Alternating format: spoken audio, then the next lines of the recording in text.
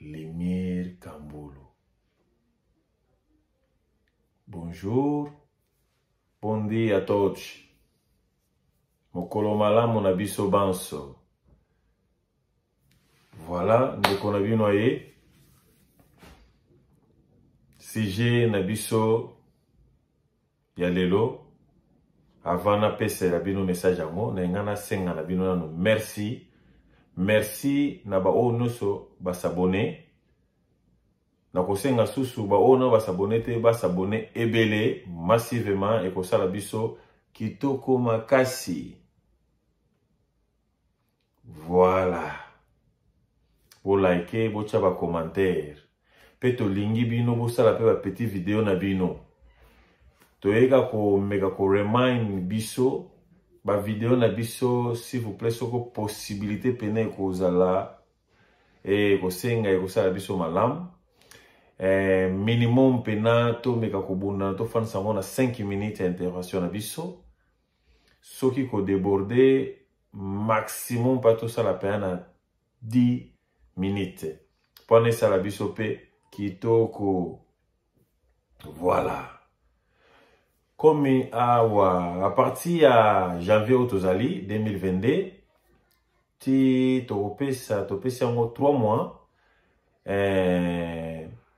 To banda ko kotsa pe ba enseignement. Mais ba enseignement ngo to mate yango e bando kozala kaka maximum 30 minutes. Ezana basana na nzambe bele ba bengi biso, bana na nzambe ebele balingi ba zwaka mwa espace pe na oyo ezali chaîne na biso. Ba kotsa kama mate na bango ya 30 minutes, ba enseignement na 30 minutes.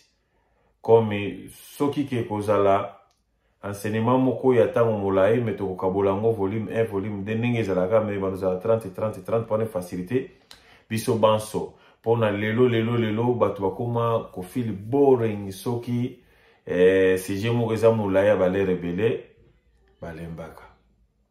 Voilà, wana eza message oyo bande ko komela nga basenga ngai yango pena ko lekisa pona bino ba boza ba abonné na biso. Boye bake ekoki pe ko arriver bo monike o ezalite mais nakolo baneni lo lenge ya émission na biso oyo ekokata na kate toujours tozali wana na ba réflexion oyo biso to banda kaka kosalaka kino yemoko nzamba ko biso place ya ngame biso. Voilà, merci pour la compréhension ya bino nyonso. Sujet na biso ya lelo ezali eko basé na ba couple na ko ba na ba grand garçon et na ba grande fille kitoko mutuna yango mwasi nazotuna mutuna na basi na bandeko na biso basi oto benga ba mama oto respectaka. Combien de temps ekoki kozwa yo pona yo sosola ke mobali oyo azolinga ngai aza aventurier. Mobali oyo azolinga ngai akobala ngai te. Mobali oyo azolinga ngai pona kaka sakana na ngai. Combien de temps ekoki kozwa yo? 1 mois, 3 mois, 6 mois, to ina neto bambola ebele. Le même mutuna ezongi pesusu na ba grand garçon na mibali oyo balingi pe babala baloka mwasa kobala. Combien de temps pe koki kozwa yo pano sosola pena ki mwasi oyo foko tika toke musika te aza pena mwasi ya libala te pona eza na basi oyo ya libala na basi oyo ya libala te pe mwasi nyonso te esenga za ndaka libala me baza ndaka libala pe.